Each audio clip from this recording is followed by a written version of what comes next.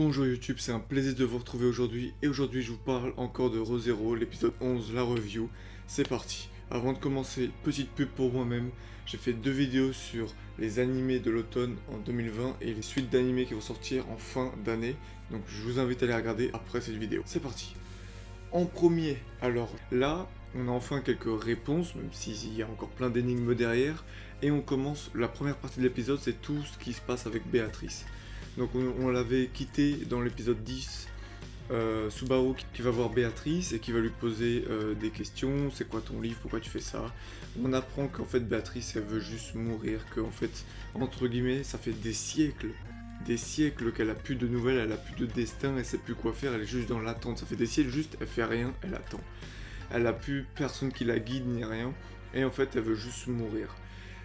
Et c'était un peu triste, je trouve que c'est beau, la très belle partie dans cette histoire, c'est quand, en fait, elle lui dit, mais tu penses que tu vas être un héros pour moi, fallait me sauver il y a 4 siècles, en fait, là, il n'y a plus rien à sauver, et la seule chose que j'ai envie, c'est de mourir. Genre ça c'était bien, en gros, truc, mais il pourra pas la sauver. Par contre, je comprends pas pourquoi là, par exemple, l'autre qui entraille, elle l'a laissé dans une des boucles Béatrice genre normale, et pourquoi là elle veut absolument la tuer alors que c'est parce que c'est un esprit. C'est pas logique, mais enfin bref.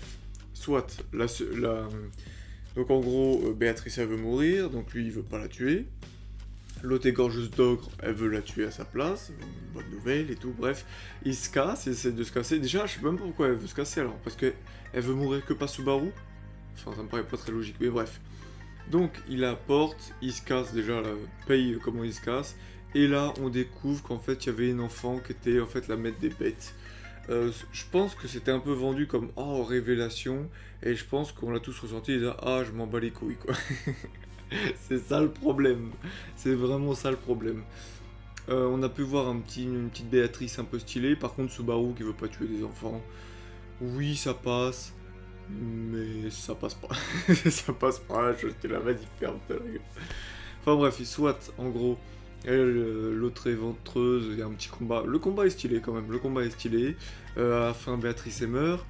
Et du coup, Subaru crevage d'œil. Et par quel moyen du Saint-Esprit, tu sais pas comment, il se retrouve dans le sanctuaire par les pouvoirs de Béatrice. Donc, là, on est dans le sanctuaire et il neige. Et je savais pas que la neige avait un impact quelconque, mais en fait quand il neige, bah, ça influence sur Emilia, c'est qu'il se passe quelque chose. Et là, un truc très intéressant, déjà on retrouve Emilia, et donc ça nous confirme que dans l'épisode 10, la sorcière qui était méchante, c'était elle. En fait c'était Emilia, c'était pas genre... c'était vraiment elle à 100%, j'avais bien compris, en tout cas pour ma part.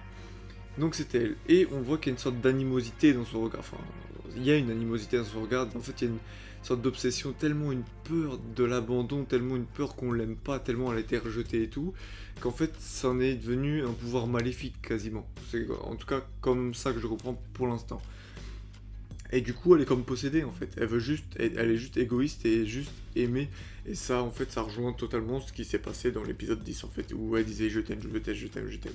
Donc ça c'est un aspect différent, et même il dit ouais c'est parce qu'il n'y a pas Paku, enfin il y a un problème, donc en fait elle est déréglée mentalement en fait, donc son pouvoir est peut-être plus grand, elle est peut-être hors de contrôle, ou ses insécurités lui permettent pas de contrôler un très grand pouvoir qu'elle a en fait. Donc ça peut être intéressant d'étudier ça, est-ce que c'est tous les elfes ou est-ce que c'est que elle? Donc c'est ça à venir, on verra bien plus tard. Ensuite, la chose pour moi la plus intéressante de l'épisode, la chose la plus importante de l'épisode, Roosevelt. Roosevelt nous a confirmé que c'était bel et bien un fils de pute. Parce qu'on savait que c'en était un, mais à la fois on s'est dit, c'est un peu trop gros. Mais c'est bien un fils de pute. C'est signé, il l'a dit. Comment il a tué Ram, c'est la chose qui m'a le plus choqué dans l'anime. Dans l'épisode, c'était furtif quoi. Furtif, non c'était drôle, mais tu dis ah ouais putain le bâtard. Donc on apprend en fait qu'il est au courant que Subaru a un pouvoir, qui se doute que en fait c'est par rapport à la mort, mais il sait pas exactement comment marche le pouvoir. C'est tout, en tout cas ce que j'ai compris moi, parce que quand le roue de coup je comprenais pas, mais en fait il voulait comprendre comment ça marchait en fait. Pas grand chose, on apprend juste qu'il avait un livre, ça il me semble qu'on le savait déjà dans un autre chapitre. Donc on apprend qu'il a un livre, son objectif est super dur à accomplir, donc on sait pas trop c'est quoi, mais qu'il était prêt à tout pour le faire et qu'en fait Subaru, tout doucement, il s'engage sur la route de ce que est devenu Roosevelt en fait, en gros. Enfin, il lui conseille de le suivre pour devenir pareil en fait.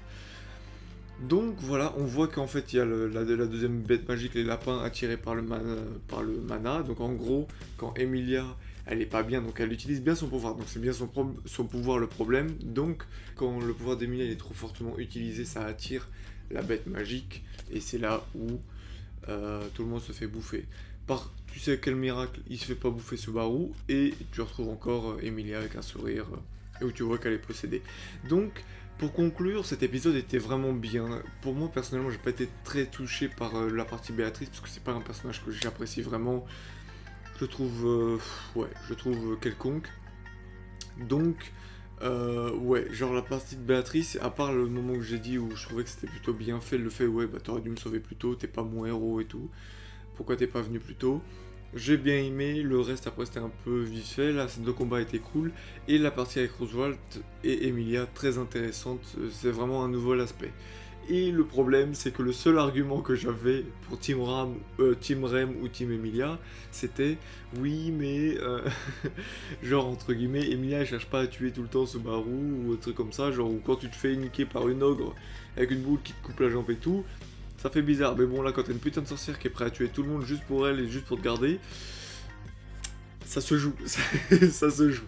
Donc voilà, c'est tout pour moi, j'espère que cette review vous a plu, n'hésitez pas à la partager, allez regarder mes autres vidéos, dites-moi ce que vous en avez pensé dans les commentaires, laissez-moi vos théories dans les commentaires, je vous dis à la prochaine, c'était Emeric.